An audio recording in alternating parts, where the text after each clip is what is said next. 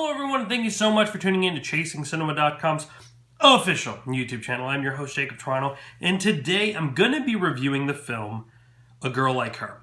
Yep, that's right. One specific film that, as you probably noticed, came out a year ago almost, in March 2015. I said about a week or two ago that I wanted to review this film specifically, so I'm going to do that now. I know it's a bit late, but things got real busy and I got pretty sick. I'm sure you could kind of still hear it in the back of my throat. Hence why the update is late as well. But you click this white eye up here. Links will drop down. You'll be able to find my new update, my review on the new film, the Divergent series, Allegiant, as well as some other fun stuff on our YouTube channel. Now, this film was written and directed by Amy S. Weber and focuses on a huge epidemic going through this country right now, which is bullying. And, I can't say that I have went through bullying to this kind of degree. I mean, I see how horrible and how crazy and intense bullying has gotten, and it's just really sad.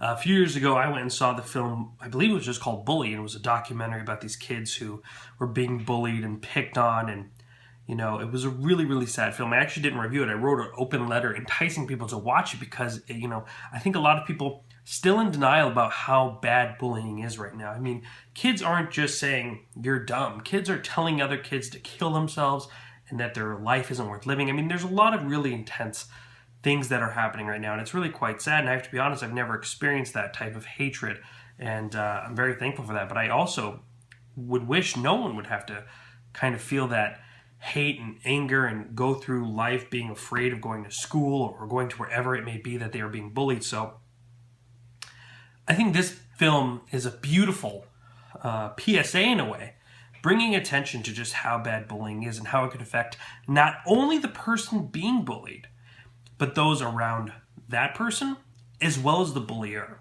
okay, or the bully. This film follows a young girl named Jessica Burns, who's played by Lexi Ainsworth, who is bullied so bad by a girl named Avery Keller, who's played by Hunter King, that she enlists her friend, Jessica enlists her friend Jimmy Bennett, who plays Brian, to help her document all these things that are happening to her. And, well, actually, Brian kind of suggests it to Jessica, saying, you should document it. We'll have proof. We could go to the teachers, because the movie, they complain, teachers don't do anything. No one's able to really do anything. Now, I don't want to spoil anything for this movie, so I really, really recommend you watch it. I'm probably going to get into some spoilers and talk about things that you might consider a spoiler as we go on, but I'll give you a heads up. Before I do that, though, this film,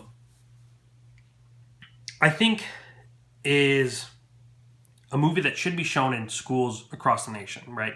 Like, I think this is a film that is modern enough and not as robotic as films that usually kind of direct bullying. I think Bully was a great example of a documentary. This film mimics the documentary style, right? So the director, Amy S. Weber, plays a character named Amy something, and she's a documentarian who's going around and starts picking up this story about these bullying going on at school, and discovers Jessica Burns. But I think this movie is really important. It talks about things that we don't really talk about when it comes to bullying, and that's the bully, right? Like, for instance, have you ever seen a video on Facebook or YouTube or anything, and you see someone pummeling somebody or calling them horrible names, and you just see how upset they are, and you get so angry, and you just hate that bully, right? Like, as much as that is somewhat justified, we also need to realize that. And what's beautiful is this movie makes a point. A character, I wrote down the quote, but I don't know where I put it. A character in the movie goes, a person who hurts people has to have been hurt and has the goal of making people like them, right?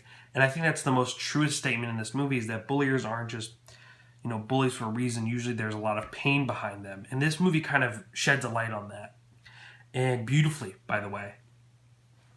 But a really great movie that's led by Hunter King and Lexi Ainsworth. I mean, they carry this movie on their shoulders, their performances. More specifically, Hunter King, who is the bully. I think she is so good in this film. I mean, I have not had much exposure to her work I'm looking here. She was in AI, Artificial Intelligence, 2001. She's done a few soap operas and television shows, and to be honest, I wasn't very familiar with her. But, I mean, she was really good in this because she played a tough role, right? She doesn't play the role that people are going to hate, but also need to realize that she's just a person as well. So from now, if you don't want to know anything, what I'm going to give away right now isn't specifically a spoiler, right? Like, this is how the movie opens. But if you want to go in cold, which I'd recommend, do so. And you could stop this and come back later. But I'm going to get into the basic plot of this movie. So the movie starts off with Jessica Burns actually trying to commit suicide, right? So the movie is told in not a structured order. But Jessica Burns wants to kill herself and takes a bottle of pills and ends up getting put in a coma. And this is when we kind of go back and realize why she would want to do this. And all this time, the filmmaker is trying to break through with Hunter King's character, Avery, to have her admit that she was a bully that kind of put Jessica in this place. But being very unbiased, right? Like being very non-prodding or hateful.